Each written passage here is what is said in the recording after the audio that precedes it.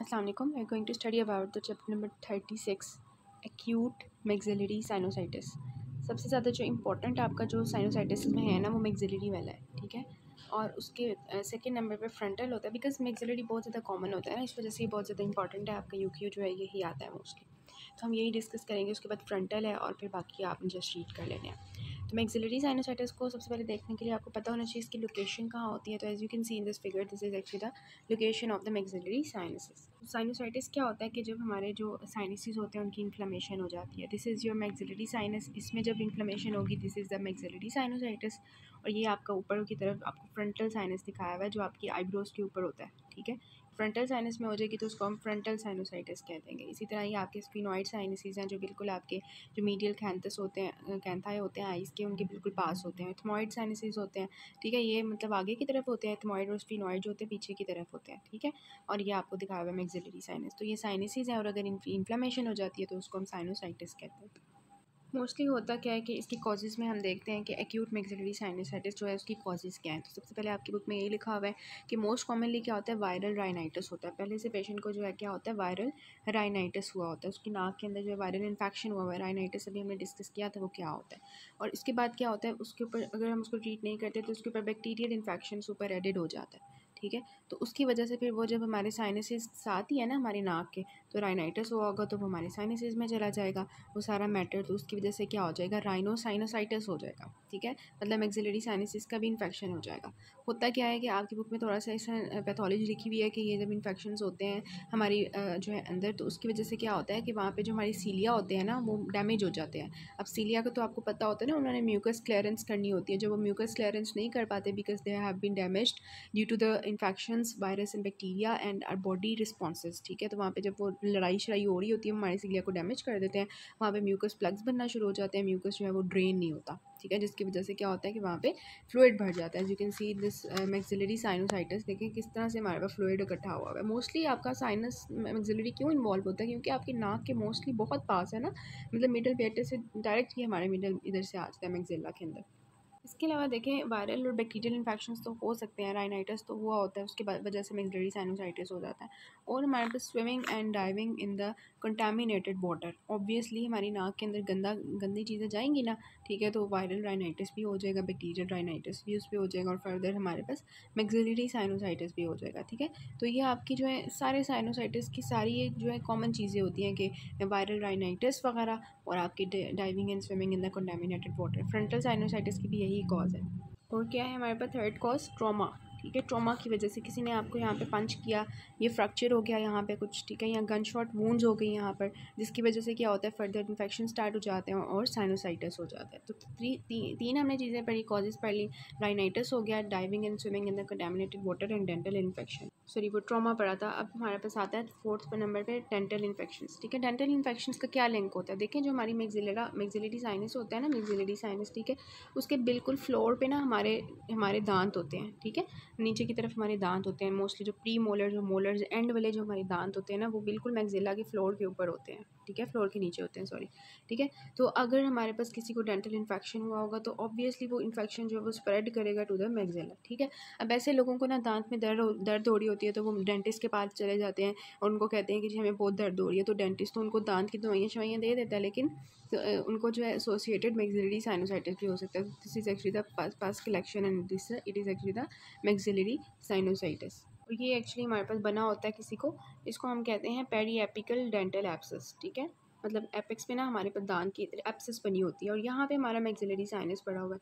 तो ऑब्वियसली यहाँ से जब वो हमारे पास सारा गंद होगा वो मैक्सिलरी साइनस में जाएगा और वहाँ पे मैक्सिलरी साइनोसाइटिस करवा सकते हैं। तो ये आपके पास 4 कॉजेज़ हैं which are actually causing the maxillary sinusitis. उसके बाद उन्होंने बताया हुआ है क्लिनिकल फीचर्स क्या होंगे। तो फर्स्ट ऑफ ऑल अगर आपकी बॉडी में कहीं भी इन्फ्लेमेशन होती है तो ऑब्वियसली क्या होता है, आपके जो है फीवर तो आपको होना ही होना होता है ना, ठीक है। तो फीवर तो आपको हो गई लाजमी, साथ में फीवर के बॉडी एचेस और मलेज वगैरह भी स्टार्ट हो जाता है ऑब्वियसली, ठीक है। साथ में क्या हो गया, हेडेक स्टार्ट हो जाएगा, ठीक है, हेडेक हो जाएगा। ये मोस्टली आपके सर दर्द होता है, इसमें फॉरहेड इन्वॉल्व हो जाता है, ठीक है। और इसके बाद आपका जो है क्या होता है, प्रेशर अप्लाई होता है, जिस साइड पे भी साइनोसाइटिस होगा वहाँ पे प्रेशर होगा, ठीक है। वो जिस जिस जगह का साइनस इन्वॉल्व होगा, मैक्सिलरी हम पढ़ रहे हैं तो वहाँ पे हमें प्रेशर फील होगा, ठीक है, टेंडरनेस फील होगी, पेन फील होगी, ठीक है। तो हमारे पास जो पेन होती है वो वहाँ पे होती है, टेंडरनेस फील होती है, मींस कि डॉक्टर हमें हाथ लगाते हैं उस जगह पे तो हमें दर्द होती है, ठीक है। और क्या होगा, रेडनेस एंड एडिमा होगा चीक का, और नेजल डिस्चार्ज होगा, रनिंग नोज होगा, ठीक है। नाक के अंदर से जो है वो क्या निकलेगा, थिक फाउल स्मेलिंग जो है डिस्चार्ज आ रहा होगा, ठीक है। तो ये हमारे पास डिस्चार्ज हो रहा होता है, और जब ये पीछे की तरफ जाता है तो मैंने आपको बताया था कि पोस्ट नेज़ल डिस्चार्ज भी होता है, जब हमारा नाक जो है वो बढ़ गया होता है उससे ये डिस्चार्ज वगैरह से, तो पीछे पोस्टीरियर नेरिस से जो है पीछे की तरफ जाता है, गले में आता है डिस्चार्ज। तो इस तरह से ना हमारी जो चीक्स होती हैं ना वो रेड हो जाती हैं, रेडनेस हो जाती है, एडिमा हो जाता है, मतलब स्वेल कर जाती है हमारी चीक्स, ठीक है, बिकॉज इन्फ्लेमेशन चल रही है। तो पेशेंट को यहाँ पे पेन होगी ना, टेंडरनेस होगी ना, रेडनेस होगी ना, एडिमा होगा ना, और साथ में उसको जो है वो फीवर हेडेक वगैरह हो रहा होगा ना, और उसकी जो है पोस्ट नेजल डिस्चार्ज हो रहा होगा ना, नॉर्मली सी बात है, इन्फ्लेमेशन चल रही है, तो ये सारे सिम्टम्स तो आ रहे होंगे, ठीक है। उसके बाद हम चलते हैं इसकी डायग्नोसिस की तरफ। तो सबसे पहले जो आपकी बुक में लिखा हुआ है डायग्नोसिस में, वो है ट्रांसल्यूमिनेशन टेस्ट, ठीक है। इसमें हम क्या करते हैं, हम ना यहाँ से लाइट डालते हैं इधर करके ना, यहाँ से ना ट्रांसल्यूमिनेट ऊपर की तरफ से ऐसे करके इंफ्राऑर्बिटल मार्जिन से, तो उससे ना हमारे जो अफेक्टेड साइनस होता है ना वो हमें ओपेक नज़र आता है, ठीक है। अगर तो हमारा हम ट्रांसल्यूमिनेशन टेस्ट कर रहे हैं, लाइट डाल के देख रहे हैं, तो अगर हमें ओपेक नज़र आ रहा है ना साइनस, तो it means that there is something, ठीक है, वहाँ पे साइनोसाइटिस हुआ हुआ है। तो लाइट ऑफ करके ना, हमारे क्लिनिक की लाइट ऑफ की जाती है, उसके बाद इस तरह से लाइट डाली जाती है, और फिर देखा जाता है कि साइनस जो है वो ओपेक नज़र आ रहा है या ट्रांसपेरेंट नज़र आ रहा है। तो this is the transillumination test. This is actually the second diagnosis. Transillumination test के बाद दूसरी जो हम चीज़ करते हैं दैट इज़ द एक्सरे करवाते हैं हम साइनस का, ठीक है। तो ये आपको जो है नज़र आ रहा है कि ये मैक्सिलरी साइनस है आपकी चीक के ऊपर, और यहाँ पे एयर फ्लूइड लेवल है, मींस दैट नीचे आपकी सारी पस बैठी हुई है, फ्लूइड बैठा हुआ है, और ऊपर जो एयर रह गई है बस, ठीक है। अब एक वक्त आता है कि ये सारा हमारा जो है ना बढ़ भी सकता है, फ्लूइड मतलब बिल्कुल एयर ख़त्म हो जाती है, वो बिल्कुल बढ़ जाएगा, ठीक है। उसमें क्या होगा, फिर वो मेरे नाक के अंदर सारा आना शुरू हो जाएगा, ऊपर दूसरे साइनसेस के साथ लिंक्ड होते हैं, तो ये सारा फैल भी सकता है, तो एयर फ्लूइड लेवल हो भी सकते हैं, नहीं भी हो सकता, ठीक है। तो ये देखें इसमें कौन सा साइनस इन्वॉल्व हुआ है एक्सरे में, कौन सा नज़र आ रहा है आपको, राइट साइड का नज़र आ रहा है कि लेफ्ट साइड का नज़र आ रहा है, this is the right and this is left, तो कौन सा नज़र आ रहा है, ये वाला, ठीक है। यहाँ पे एक्चुअली सारा हमारे पास जो है ना पासिंग एक्यूमुलेट हुई हुई है, so this is actually the findings on the X-ray. इसके साथ साथ आप सीटी स्कैन करवा लेते हो, ठीक है, उनको इन्वेस्टिगेट करने के लिए। तो this is the diagnosis. Next हम ट्रीटमेंट देखते हैं। तो सबसे पहले तो देखें आपकी दवाइयाँ आ जाती हैं ना, जो आपने मेडिकल ट्रीटमेंट करना होता है इसका। साइनोसाइटिस में पेशेंट को क्या है, बैक्टीरियल वायरल इन्फेक्शन हो सकता है ना, तो उसके लिए हमने एंटी माइक्रोबियल ड्रग्स देनी होती हैं, ठीक है, जो आपकी कवर करी होती है मोस्टली एम्पिसिलिन और एमॉक्सिसिलिन आपकी लिखी हुई है बुक में, वो कवर करती हैं, या एरिथ्रोमाइसिन आप दे सकते हो, ठीक है। तो ये हमारे पास है। उसके बाद आप दूसरी चीज़ें क्या दे सकते हो दवाइयों में, आप पेशेंट को पेन हो रही है ना, जैसे इन्होंने दिखाया हुआ यहाँ पे पेशेंट को पेन चल रही होगी, तो आप उसको एनाल्जेसिक्स दे दोगे, फॉर एग्जांपल पैरासीटामोल दे दोगे, ताकि उसकी पेन रिलीव हो जाए। दवाइयों के बाद आप क्या करोगे, ठीक है, दवाइयों के अंदर जो आपने अभी देख ली कि आप एंटी माइक्रोबियल ड्रग्स देते हो, एनाल्जेसिक्स देते हो, इसके साथ साथ ना आप उसको कहते हो कि आप ना ड्रॉप्स यूज़ करें, ठीक है, नेज़ल डीकंजेशन ड्रॉप्स यूज़ करें। इसमें मोस्टली आप ना जो ऑक्सीमेटाजोलिन होती है ना वो आप दे देते हो, या एफिड्रीन दे देते हो, जो आपकी डीकंजेशन करती है। मैंने आपको बताया भी था कि डीकंजेशन क्या होती है, हमारी वेजल्स कंस्ट्रिक्ट हुई होती हैं, तो उनको हम क्या करते हैं, सॉरी डायलेट हुई होती हैं, तो उनको हम कंस्ट्रिक्ट करवाते हैं, ठीक है, हम कंस्ट्रक्ट करवाते हैं, ताकि वो जो वेजोडाइलेशन की वजह से परमेबिलिटी इंक्रीज़ हुई हुई है और सारा कुछ, तो वो डीकंजेशन हो जाए। और बहुत ही इंपॉर्टेंट चीज़ होती है हमारी ना ये वाली चीज़ कि हम जो है ना ये करवाते हैं, स्टीम इन्हेलेशन कहते हैं पेशेंट को। स्टीम इन्हेलेशन बहुत ज़रूरी होती है, सफाई कर देती है हमारी पकड़ के नाक के अंदर सारी वो ऑस्टिया होते हैं, अगर वो ब्लॉक होते हैं तो वो भी खुल जाते हैं, पस जो होती है वो पानी की तरह बह रही होती है, फिर बाहर आ जाती है, ठीक है।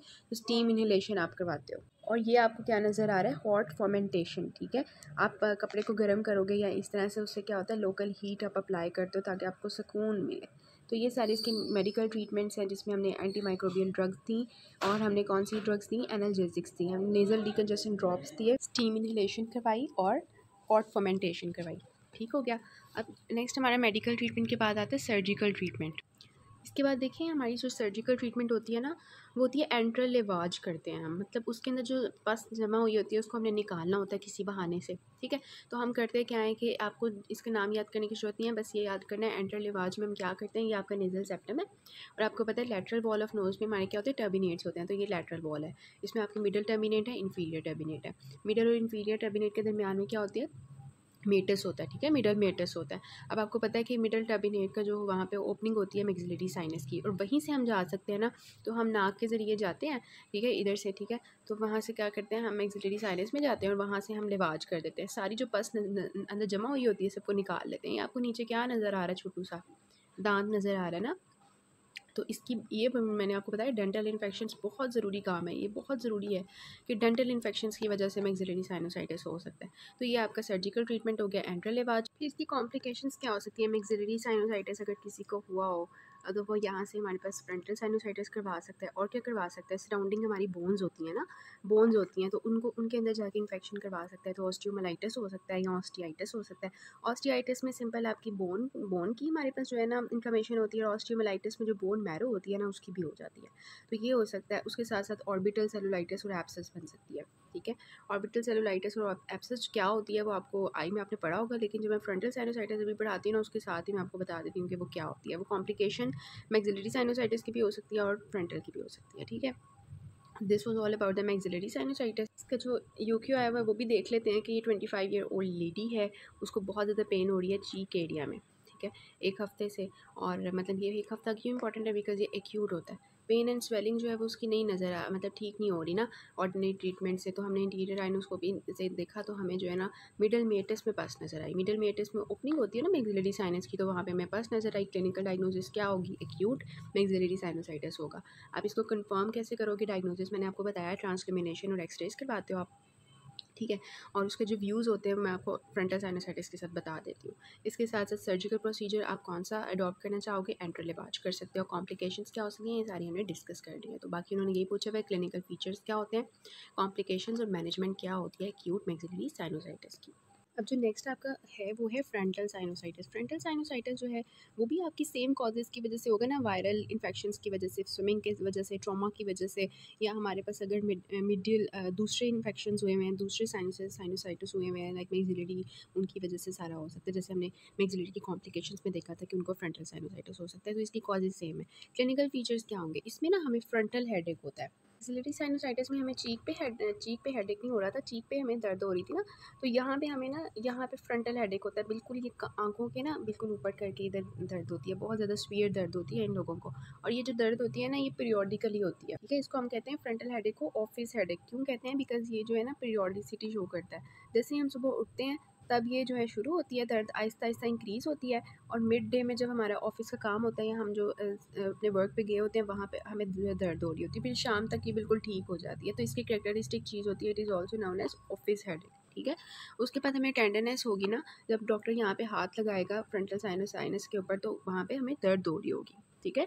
और इसके साथ साथ क्या हो सकता है कि जो हमारी अपर आईलिड होती है वो इसके पास ही होती है ना, हमें अपर आईलिड की स्वेलिंग भी मिल सकती है, एडिमा भी मिल सकता है। और नेज़ल डिस्चार्ज तो होगा ही होगा, बिकॉज जो है नेज़ल डिस्चार्ज जो है जो नेज़ल डिस्चार्ज इन सब में क्यों होता है, बिकॉज नेज़ल में हमारी ओपनिंग होती है, नाक के अंदर ओपनिंग होती है इनकी लेटरल वॉल ऑफ नोज़ में। तो वहाँ से क्या होगा, डिस्चार्ज निकल रहा होगा, और वो ज़्यादातर कहाँ पे होगा, पीछे की तरफ ना एक स्ट्रीक बनी होगी मिडिल मेटस में, ठीक है।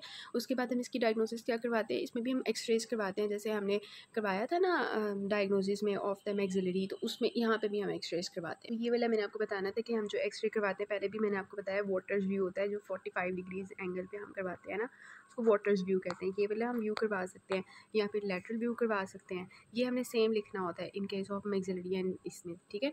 और CT स्कैन जो होता है वो भी जो है उसको प्रेफर किया जाता है। लेकिन वाटर्स व्यू एक्सरे करवा, देखिए वाटर्स व्यू इसको क्यों कहते हैं, बिकॉज ये 45 डिग्री पे ऐसे हमारी एक्सरे बीम आ रही होती है ना, तो ये 45 डिग्रीज पे जैसे हम पानी पी रहे होते हैं ना, बिल्कुल इसी तरह एक्सरे होता है, इस वजह से इसको वाटर्स व्यू कहते हैं। की ट्रीटमेंट वही सेम है, हमने वही एंटीमाइक्रोबियल्स देने हैं, डीकंजेशंस देने हैं, एनाल्जेसिक्स देने हैं, इसके साथ साथ एंटी हिस्टामिन्स दे सकते हैं ओरल डीकंजेशंस के साथ साथ। और साथ में क्या करते हैं, हम नाक के अंदर ना कोई वेजो कंस्ट्रिक्टर सब साथ डाल देते हैं। उससे क्या होता है कि वो वेजो कंस्ट्रिक्शन हो जाती है और वहाँ पे एडिमा वगैरह खत्म हो जाता है, वेंटिलेशन होती रहती है। अगर तो मेडिकल ट्रीटमेंट से पेशेंट को आराम आ रहा है तो हम उसको जो है 10 दिन से लेकर 2 हफ्ते तक जो है उसकी ट्रीटमेंट करते हैं और फिर वो ठीक हो जाता है। लेकिन अगर वो ठीक नहीं होता फिर हमने सर्जरी करनी होती है। सर्जरी में देखें हम क्या करते हैं, ये जो फ्रंटल साइनस वाला एरिया होता है ना, यहाँ पे हम जाते हैं, ये देखें बोन के थ्रू बोन को काटते हैं।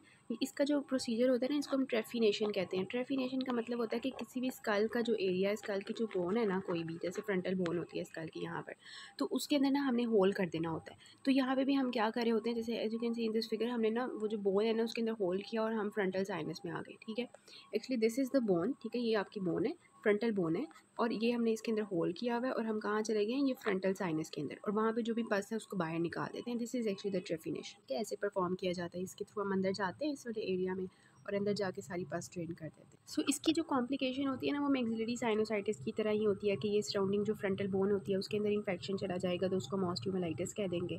ठीक है, और ना इसी तरह जैसे मैक्सिलरी साइनोसाइटिस में ऑर्बिटल सेलुलाइटिस हो रहा था ना, कि आँख के अंदर ये सेलुलाइटिस हो जाता है, सारी आँख इस तरह से हो जाती है। मैंने आपको बताया था कि मैं दिखाऊंगी आपको फ्रंटल साइनोसाइटिस के एंड पे।